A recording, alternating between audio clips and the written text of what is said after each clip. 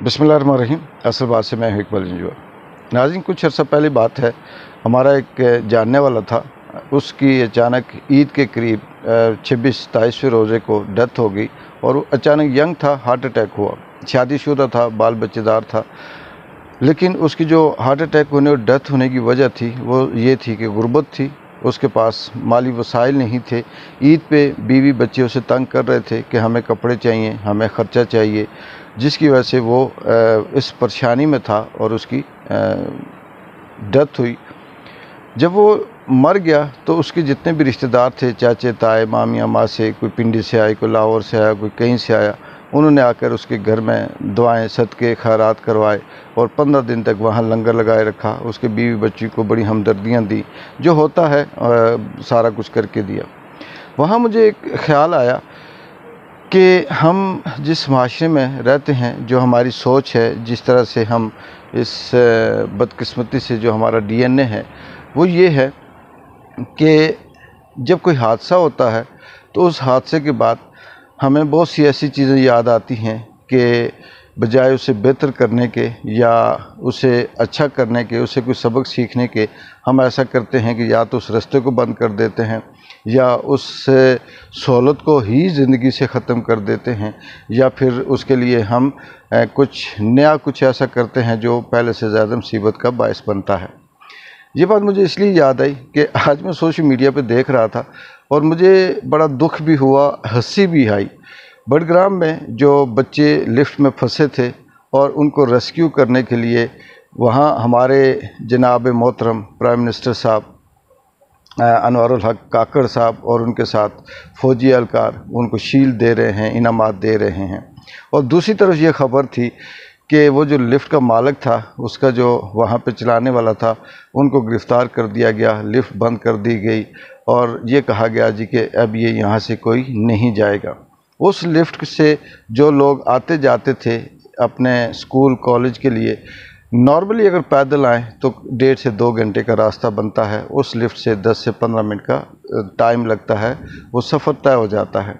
सवाल यहाँ ये पैदा होता है कि इस लेवल पे भी सोच अगर इस हद तक है कि चापलूसी के लिए, नंबर बनाने के लिए, लोगों की हमदर्दियाँ हासिल करने के लिए ये शो किया जाए कि पाक फ़ौज ने या फिर हमारे जो इदारे हैं उन्होंने रेस्क्यू किया और लिफ्ट से 6 से 7 बच्चों को बचाया और उसके उस बहादुरी पे उन्हें इनामात दिए जा रहे हैं, जबकि दूसरी तरफ ना सिर्फ सोशल मीडिया बल्कि मकामी लोगों तक का ये इंटरव्यूज़ और ये इस तरह के बयानात सामने आ चुके हैं कि मकामी 2 लड़के थे जिन्होंने रेस्क्यू किया और बच्चों को बचाया। चले मान लेते हैं, हम ये क्रेडिट ख़ुद से नहीं लेते क्योंकि ग़ुलाम क्या क्रेडिट ले सकता है, उन्हीं को दे देते हैं।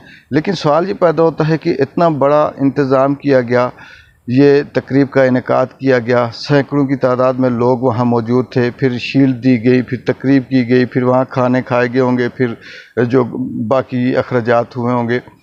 यही अखराजात जो किए गए, अगर इसको इनिशिएटिव लेती ये हुकूमत और वहाँ पे एक नई लिफ्ट लगा देती या उस लिफ्ट के अंदर जो प्रॉब्लम था उसे रिपेयर करवा देते तो शायद इनकी हमदर्दियाँ इस तरह से होने के बजाय उससे ज़्यादा होती।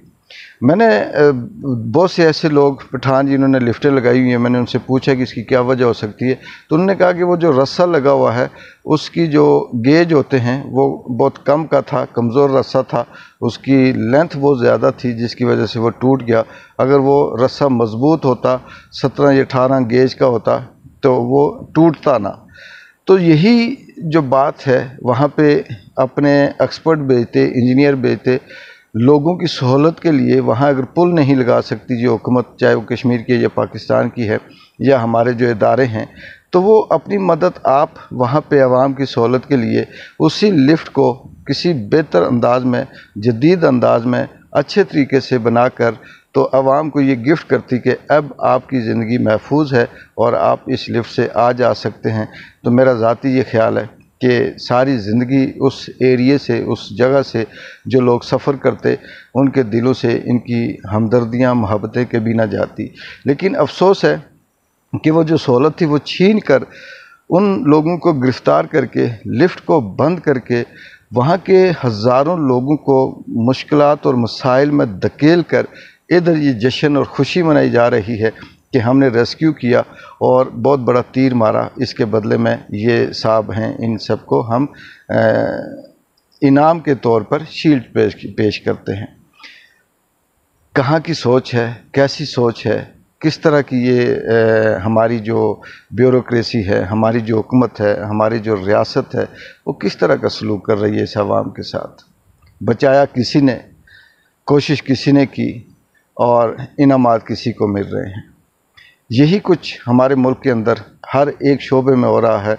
अदलिया के अंदर देखें तो इंसाफ का इस तरह से जनाजा निकल रहा है जैसे इंसाफ के बम ब्लास्ट हो रहे हों और चीथड़े उड़ रहे हों इंसाफ के।